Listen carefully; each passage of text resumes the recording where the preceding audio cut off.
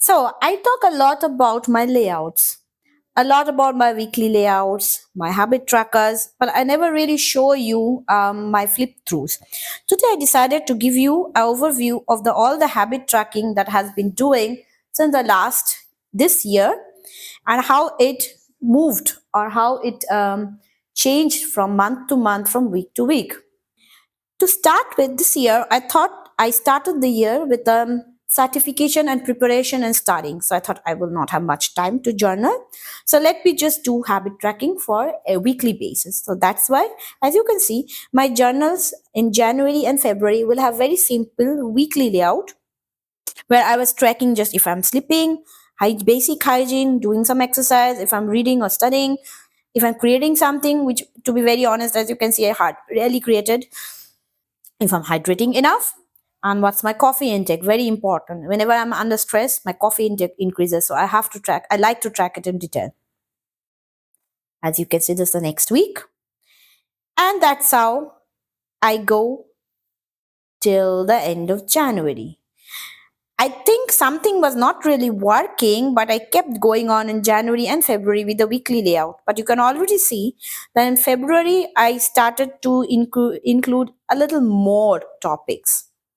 And then March happened.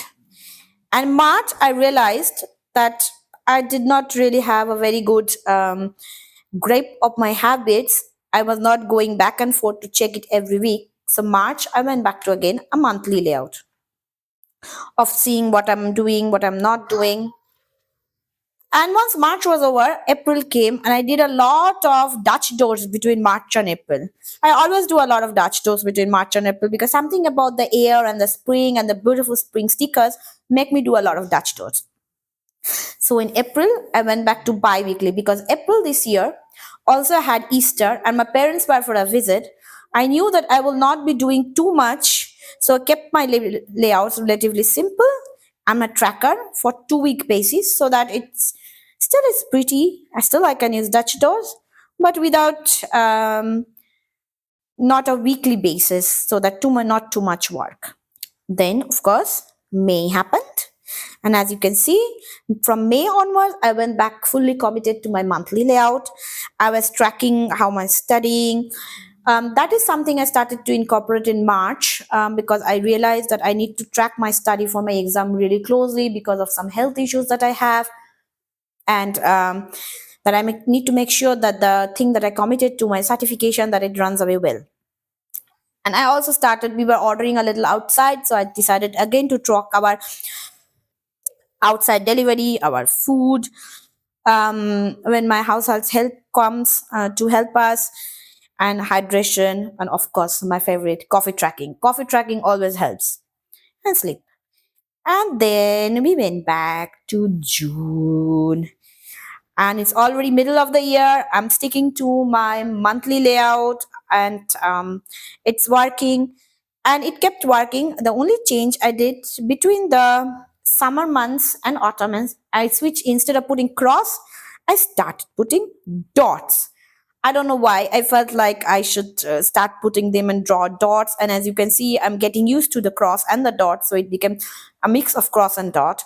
Also, from July onward, I started to seriously practice cycling because I thought it's high time that I really learn how to cycle. And so I'm very proud to include cycling practice in my tracking. August was holiday. We were a lot on holiday, so there was not much habits to track. I don't think I even tracked how much coffee I drank. It was holiday. I was on a leave.